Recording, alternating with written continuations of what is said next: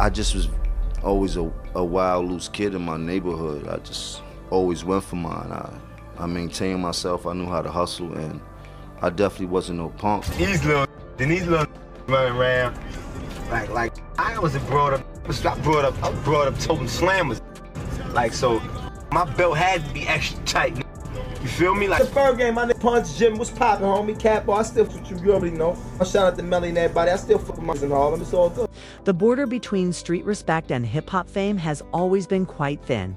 And Rod Diggs spent a night in New York. Rod Diggs ensured that Jim Jones experienced this lesson directly. There was no internet rumor or report about this. The event was one of those occasions when conversations about the true identities of people in the city spilled to every block. Barbershop and corner. Jim Jones was soaring. Dipset was attractive. Ballin was all over the place. He was also moving like a member of the Harlem nobility. However, they didn't submit to anyone on the streets of Brooklyn. Rod Diggs was able to help with it. Before he even spoke a word, there was already fear associated with his name. Rod Diggs was more than simply a rapper back then. He was a street general with certification. He had a heavy legend. The industry respected the ex-con in the projects long before it recognized his name. And he had a reputation for acting like a boss. People were quiet when you brought up Rod Diggs. He had warriors, connections, and a code he truly adhered to.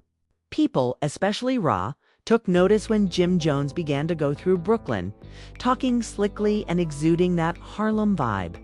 I'm from the era where we sold the drugs, we didn't use them per se. That was the quote-unquote. It all started at a club event in Brooklyn. It all began at a Brooklyn club function. Street night is some kind of industry gathering. Jim Jones arrived at a depth. Pop bottles, flash diamonds, and let everyone know that Die Pet was inside the building. He exuded a rock star aura, complete with swagger, shades, and a Harlem attitude. Yet something about that evening felt off. People claim that Jim's team got into a fight with some local guys about bottles or sitting. And those people just so happened to have ties to Rod Diggs. Ra was informed within minutes, and the atmosphere in the room changed when he got there. According to witnesses, you could sense it. The music became more subdued. People began to move aside. Rod Diggs appeared to be someone who didn't need to prove anything as he strolled in a composed yet hefty... You blood from this day on, when you see us throw it up, you be putting way more work in than half these bloods that be out here and things like that. So you the homie now. When you see us throw it up, that's just that. You need to know Rod Diggs in order to fully grasp why that moment happened was, in fact, Ronald Heron was his birth name. Wasn't a rapper trying to be tough. He came from the Gowanus Mansions in Brooklyn, which is one of those places where you may either make money or become engrossed. Ra was well known on the streets even before his songs. By the time he started rapping, he had already built a reputation that was both respected and intimidating. Others listened to him as soon as he spoke, and not just because of the songs. That was what he stood for. When celebrities took over, genuine, antiquated street structures in New York started to deteriorate. Consequently, when Jim and Rod Diggs, it was more than just a personal concern when Jones met. It was a cultural collision. You had the Harlem Flash versus Brooklyn self-control. Jim was vibrant, stylish, boisterous, and confident.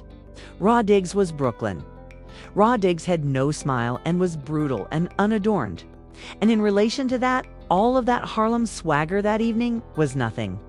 Legend has it that Ra wasn't trying to stir any trouble. He was setting a boundary. Jim was the one who set it. People who hurled wealth and an attitude as though they dominated the area mistreated the locals. Rob showed up to remind him, "This block is not yours. It is mine." They allege that Heron is guilty of racketeering charges for running a drug-dealing operation in the Gowanus housing development where he grew up. They also claim he was involved in 3 murders and 3 attempted murders. Because everyone who witnessed the meeting described it in the same way. Word of it quickly spread. Ra didn't scream or make threats. Simply calmly examined him in front of everyone. And it became legendary because of that serenity. He could get attention without making any noise. Jim's tone reportedly shifted after that. No more boasting or Harlem gossip. He was aware of the time. Despite the fact that no punches were exchanged, the entire incident became urban legend. That was the night Brooklyn temporarily humbled Harlem. Whispers began to circulate after that. Rod Diggs put pressure on Jim. In Brooklyn, he gave in. He learned. Rod Diggs got 3 life sentences. You heard about this? I actually seen it on, I think it was on your website yesterday, and I was like, and I feel bad. For Jim Jones, that evening served as a wake-up call. Jim has always been self-assured and a hustler. Yet, even he was unable to dispute the damage that incident caused to his reputation on the streets. Outside of his zone, people began talking, but Harlem continued to rock with him heavy. Fans would reply, "But what about Rod Diggs?" Whenever he spoke harshly in interviews or sang about being outside, it turned into the one tale that people couldn't stop talking about. The crazy thing is that Jim never once addressed it directly. He never disputed it or confirmed it, and his quiet said it all. Because you would expect a man like Jim to correct the record if it wasn't true. Instead, perhaps realizing that certain stories are better left untold, he remained silent. However, others who know Jim claim that moment altered his behavior behind the scenes. He began bringing fewer people to Brooklyn events after that evening. He put less emphasis on the street entertainment and more on business. Ra's check almost served as a wake-up call, telling him that celebrity doesn't make things go away. In the meantime, Rod Diggs came to represent the true spirit of New York. He stood for the streets that never sought influence. People continued to use his name even after he was found guilty.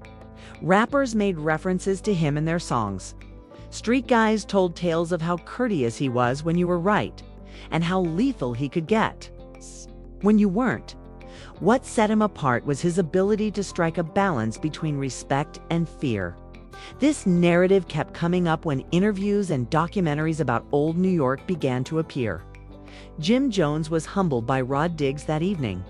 It demonstrated something genuine, not because it was meat. When the ego leaves this neighborhood, how can it be checked? For admirers, it went beyond rumors. It served as a reminder that you are a part of the streets, not something you rent.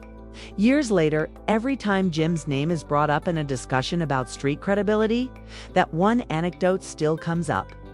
It's exaggerated according to some. Others claim to have personally witnessed it. However, the message is always the same. No matter how well known you become, there will always be someone quieter, more genuine, and prepared to put you to the test if you lose your spot. Ultimately, that evening became a part of the legend of New York hip-hop. Rod Diggs served as a reminder to everyone that fame does not make the streets bend. It has nothing to do with violence. It has nothing to do with ego.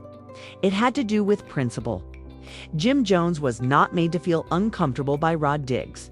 He took this action to preserve the code. Respect always takes precedence over reputation, and the younger generation needs to witness that. It wasn't a complete loss for Jim. It served as a lesson. He has since developed into a family man, a businessman, and even a motivator. The old Jim that thrived on conflict began to give way to the version we see today, which may have accelerated his maturation. Older is wiser. However, neither the supporters nor the streets ever forget. This kind of story exists in every community. But it just so happened to involve 2 names that are significant enough to reverberate across many years. Rod Diggs' legacy became difficult. Some people associate him with the music that never really took off. He is remembered by some as the final member of a disappearing breed, someone who moved with a code, loyalty, and courage. His name is still respectfully mentioned even if he is incarcerated, because you knew he stood for something genuine, regardless of whether you feared or loved him. The story's lesson is that while you may purchase automobiles, gate, diamonds, celebrities, and fans, you cannot purchase respect. That's earned in settings where no one is filming when power and pride collide. And Rod Diggs demonstrated what that meant that evening in Brooklyn. That being said, there was more to the day Rod Diggs humbled Jim Jones than meets the eye. It was a pivotal moment that demonstrated the distinction between foundation and fame. Brooklyn had the code, even though Harlem had the lights. The streets recalled who left with their respects intact after those two collided.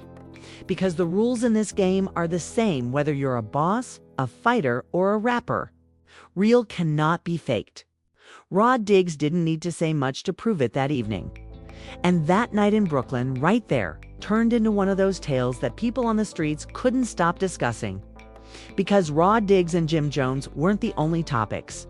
It focused on what transpires when perception and reality collide. You see, a man can lose sight of his position due to celebrity. However, the streets will never stop reminding you.